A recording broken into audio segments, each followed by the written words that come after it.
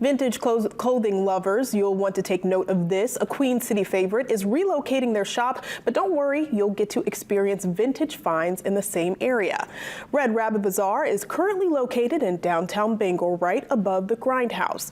After a year of successful operations and fun events for the community, the shop will relocate to another spot in downtown Bangor at the end of this month.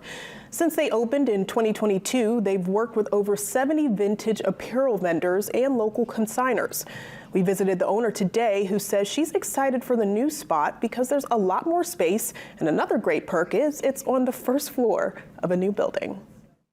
So we're upgrading to a first floor location. So we're going street level on Columbia Street, and it's an expansive space, high tin ceilings, more room for merchandise as well as community events. So we're pretty pumped to be staying in downtown Bangor and increasing accessibility. She's excited to give locals a larger space to do intuitive shopping and share their creativity while engaging with others. They also love to help the environment by giving people a place to shop for repurposed pieces. They'll be reopening at 54 Columbia Street on March 1st, there we go. But if you want to stay up to date, you can always follow their Facebook page.